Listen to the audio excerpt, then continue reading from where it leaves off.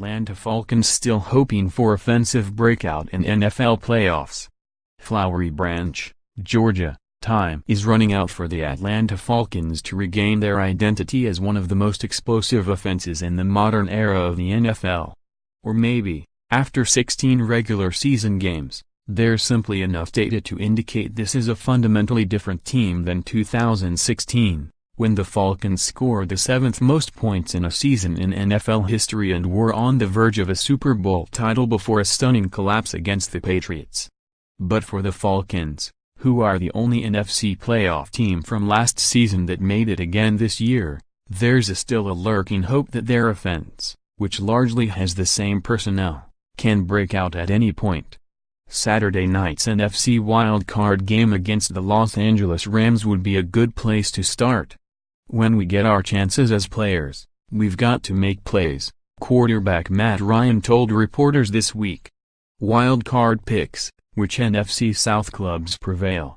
Belt holes, subplots going into wild card round. There are plenty of differences for Atlanta going into these playoffs compared to last year, when their offense caught fire in late November and stayed hot, scoring 36 and 44 points against Seattle and Green Bay to win the NFC. This year, the Falcons have done it a different way, winning 6 of their last 8 games but scoring 30 or more points only twice in that span, and only 4 times all season. Though Atlanta's young defense has matured into a top 10 unit this season, scoring nearly 12 points per game fewer on offense, 33.8 to 22.1, has made it feel like far more of a grind to get to this point. The Falcons are hoping last week's 22-10 win over the Carolina Panthers was the kind of breakthrough performance to launch them into a playoff run. In the grand scheme of things, we've developed a great deal of resiliency as a team and fought through a lot to get to this point, and there's been some ups and downs, some tough losses, some tough wins, a lot of games that came down to the last possession, offensive coordinator Steve Sarkisian told reporters this week. So to see us play the way we played this past week and winning the turnover battle and controlling the clock, converting third downs, it was a cool team effort to see that come out in Week 17 as we head into the postseason. Because the Falcons still have less production with the same offensive weapons around Ryan, receivers Julio Jones and Mohamed Sanu, along with a running game led by Devonta Freeman. Sarkisian has dealt with significant criticism for much of the season. Report.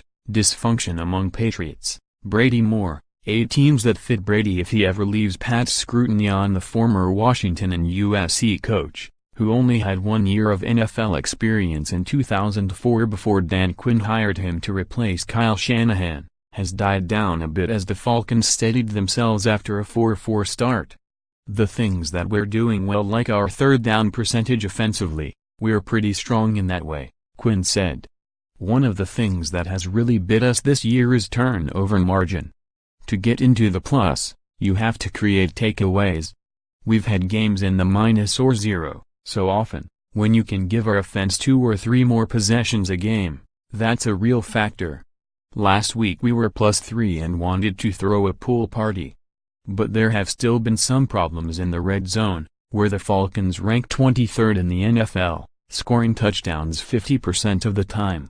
Even against the Panthers last week, they had to settle for 5 Matt Bryant field goals, including 3 from inside 35 yards. If somehow Atlanta can start turning those into touchdowns, the Falcons could suddenly become a dangerous team in an NFC, where there isn't much playoff experience. We have to find ways to create explosive plays, Sarkisian said. Whether it's been in the run game or the passing game, we've been good at that this year, and ultimately finishing our drives when we get to the red area is going to be big when you play really good teams, and we're playing a really good team Saturday night.